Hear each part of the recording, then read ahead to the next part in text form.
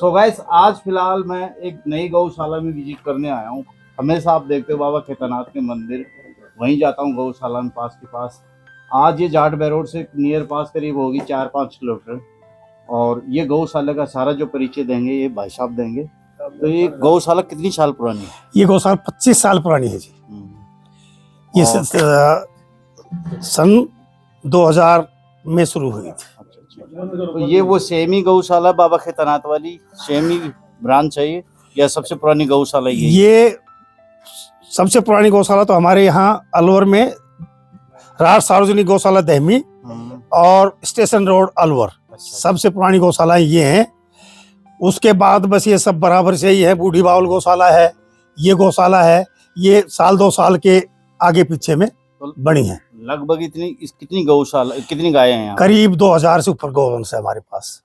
तो भाई लगभग ये अभी फिलहाल 2000 गौ माता है यहाँ पे जी। और मेरे हिसाब से तो हजारों गायों को नया जीवन मिला है।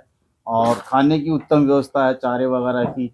और हर मंगलवार को लोग आते भी हैं गुड़ डालने के लिए, और दानदाता भी आते हैं मिलने के लिए। तो बहुत लोग आते हैं। बाकी परिचय भाई साहब करवाएंगे इनसे जो भी है।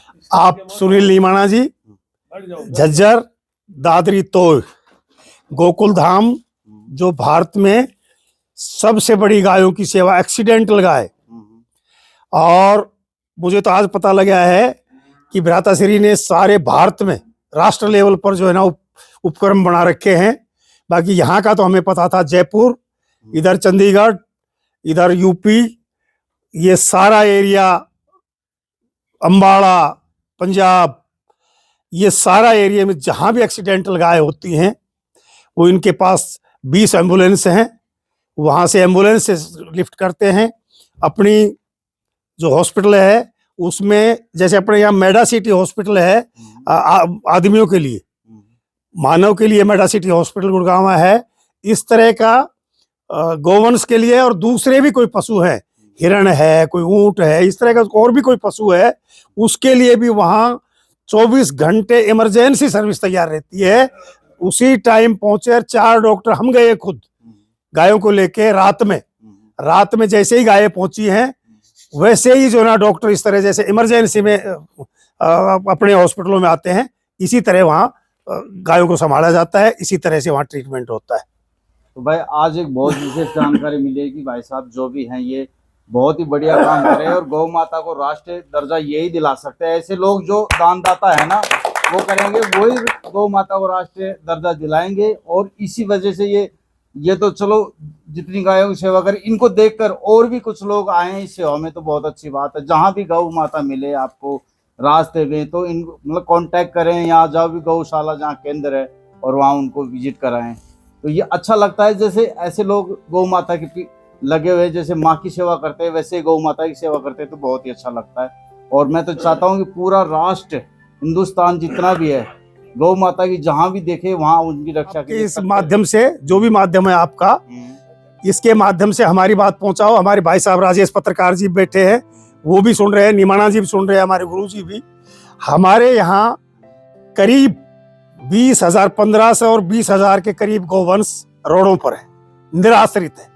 उसके लिए गवर्नमेंट प्रशासन, हम जो निस्वार्थ गौ सेवा में लगे हुए हैं, उन पर प्रेशर कर रहे हैं कि इन सारे गौवंशों का आप प्रबंध करो जो निराश्रित है। हम कह रहे हैं आपके माध्यम से, आपके चैनल के माध्यम से, नीमाणा जी की हाजिरी में, गुरुजियों की हाजिरी में, सारे जिले के गौवंश के लिए हम तैयार हैं। कम से कम हमें जगह तो उपलब्ध करवाओ, हमें गोचर भूमि में गौशालाएं बनाने दो, तब ये सारी गौशालाएं, सारी गायें हो सकती हैं। जो हमारे पास पहले गौशालाएं हैं वो सब आपने ये देखी है, सब इतनी और क्राउड है, इतनी गायें हैं। दहमी गौशाला है, हमारे गुरुजी, सारी हमारी टीम बैठी है, वहाँ एक गाय की जगह नहीं है। निमाणा जी, एक गाय की जगह नहीं है। वहाँ की सारी गाय भी हम लेते हैं, हमारे पास तो कृपा है। इनका कहना है कि जितनी भी गौशाला हैं वो फुल चल रही हैं। प्रशासन हमारी इनके साथ सहयोग करे और इन्हें गौचर भूमि भी दिलाए और फंड भी दिलाए, जो गौशाला और बढ़ा सके, जगह बताए जहाँ गौओं को इकट्ठी करके आगे बढ़ाया जाए। बस यही है कि सबसे बड़ी समस्या बाबू, सबसे बड़ी समस्या भूमि की है। फंड भी हमारा समाज, फंड भी हम समाज से जोड़ी कर लेंगे, फंड का भी इंतजाम हो जाएगा। भूमि का इंतजाम तो जब तक प्रशासन हमारी मदद नहीं करेगा कैसे हो जाएगा? कौन, हमारे खेतीहर आदमी है, थोड़ी थोड़ी कासत है सबके पास, कौन इतनी जमीन दे देगा? बगैर 20-30 बीघा जमीन के ना गौशाला बन सकती, ना गौ चिकित्सालय बन सकता। आज हम निमाणा जी से प्रार्थना इसलिए बुलाया है, इसलिए कर रहे हैं कि इतना बड़ा गौवंश है, हमारे यहाँ भी ये सेवा उपलब्ध करवाई जाए। हम पूरे, हमारा समाज और हम पूरी ऊर्जा से निमाणा जी के साथ रहेंगे। तो भाई यही है, अब जो भी बड़ा प्रशासन अधिकारी देख रहा है तो इनका बिल्कुल सहयोग करे और संपर्क करे, ताकि गौ माताओं को और जगह मिले, कहने का माध्यम है, उनको रुकने की जगह बने और जगह मिले। तो कोई भी सरकारी भूमि हो इनको अवगत करवाए, जिससे ये वहाँ पे गौशाला नहीं बना सके और गौचर जो भी चीज़ें बना सके। बस यही कहना चाहूँगा कि हम सब लोग थोड़ी थोड़ी भी कोशिश करेंगे ना, थोड़ी थोड़ी भी, तो ये प्रण है ना, गौ माता को राष्ट्रीय दर्जा भी मिल जाएगा। हर गौ माता एक अच्छे लेवल में अच्छे से रह पाएगी। और पहले हमारे ऋषि मुनि भी कहते थे कि हर घर में, जिस घर में गौ माता है उस घर में कभी कोई बीमारी नहीं आती थी।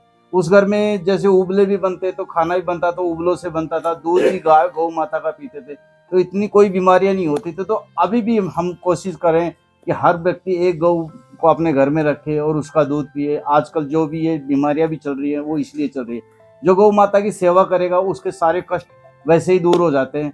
ये विधि के विधान है और ये ऋषि मुनियों के टाइम से ये चीजें चलती आ रही है। जय हिंद, जय भारत, जय गौ माता। धन्यवाद।